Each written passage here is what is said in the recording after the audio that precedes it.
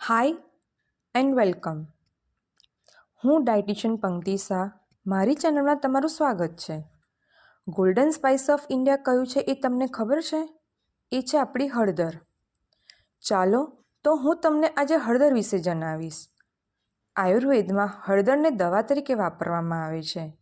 India, China, Afghanistan અને આવા ઘણા બધા દેશમાં હળદરને અલગ અલગ રીતે વાપરવામાં આવે છે.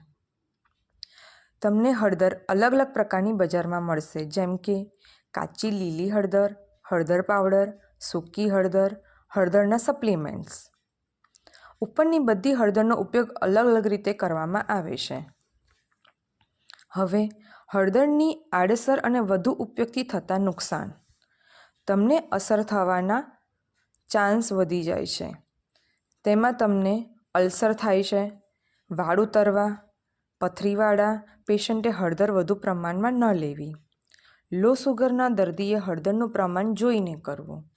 જેને પાઇલ્સ હોય તેને હળદરનો ઉપયોગ સપ્રમાણ કરવો. જેમને લો બ્લડ પ્રેશર હોય તેને હળદરનો ઉપયોગ ન કરવો.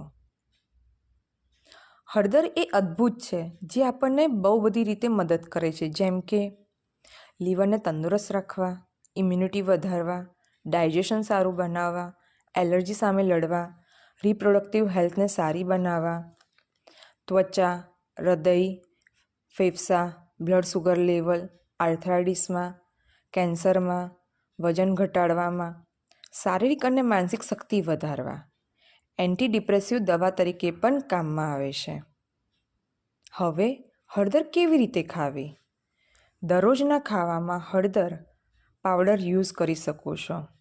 આથીને લીલી હળદર અને સફેદ હળદરને ધોઈ, છોલી, સમારીને એક કાચની બરણીમાં ભરી તેમાં સંચર અને લીંબુ નાખી આથવી. Turmeric T. એક વાસણમાં 2 ગ્લાસ પાણી લેવું. અડધી ચમચી હળદર, અડધી ચમચી આદું, ચપટી મરી પાવડર નાખી ઉકાળવું. 1 ગ્લાસ પાણી રહે એટલે ગાળી તેમાં અડધું લીંબુ રસ નાખી તમે લઈ શકો છો. શરદી અને કફમાં 1 ચમચી હળદર, 1 ચપટી આદું, અડધી ચમચી મધ, 1 થી 2 કારેલાના પાન બધું મિક્સ કરી હુંફાળા પાણી સાથે દિવસમાં 2 થી 3 વાર લેવાથી જૂની શરદી અને કફમાં આરામ મળે છે. હળદરનો કચુંબરની રેસીપી હું તમને નેક્સ્ટ શોર્ટ્સમાં આપીશ. હું સમજુ છું કે આ પરથી તમને હળદર વિશે ઘણી બધી માહિતી મળી હશે. Thank you.